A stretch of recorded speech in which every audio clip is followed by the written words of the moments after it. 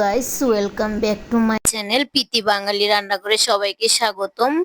তো ভাবতেছি কি রান্না করব তো ভেবে পাচ্ছি না। তারপর ভেবে নিলাম যে বাসায় কাঁচকলা আছে, কাঁচকলার বড়া করি, তার মধ্যে আলু দিয়ে একটা তরকারি রান্না করি। তো আপনাদের সাথেও সেটা শেয়ার করি।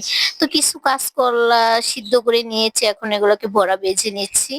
বড়া করে এখন এটাকে তরকারি রান্না করে নিব। দেখেন বড়াগুলো খুব সুন্দরভাবে ভেজে নিচ্ছি, কালার গুলো সেই সুন্দর হয়েছে।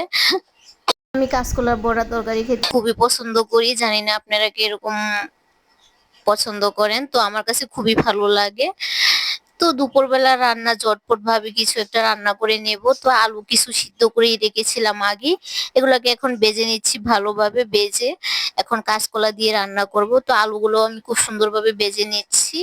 আলুগুলো একটু হালকা হালকা লাল করে নিব, লাল করে নিয়ে এটাকে রান্না করব। তো আলু ভাজা হয়ে গেছে, আলুগুলো এখন উঠিয়ে নিলাম। তো পাইপিনে আরও কিছু তেল দিয়ে দিলাম, তেলটা গরম হবে, এর মধ্যে দিয়ে দিব শুকনো মরিচ, তেজপাতা, তার মধ্যে দিয়ে দিয়েছি কালি জিরা আর জিরা বাটা আর টমেটো, লবণ, হলুদ, এগুলো একলগে দিয়ে ভালোভাবে কষাই নিতেছি। কষায় নিয়েছি ভালোভাবে, দেখেন খুব সুন্দরভাবে। তো এখন এর মধ্যে দিয়ে দেব আলুগুলো। তো আমার রেসিপিগুলো আপনাদের যদি ভালো লাগে অবশ্যই আমাকে লাইক কমেন্ট করবেন।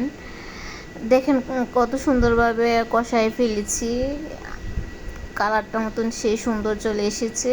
তো পানিও দিয়ে দিলাম। তো এখন ঢাকনা দিয়ে ঢেকে রাখবো 2 থেকে 3 মিনিট। তারপর ঢাকনাটা খুলে বলকটা উঠে গেছে। এখন এর মধ্যে দিয়ে দিব বড়াগুলো একটা একটা করে। এখন আমার তরকারিটা মোটামুটি হয়ে গেছে, এখন দুপুরের খাবার চটপটভাবে খেয়ে নেব।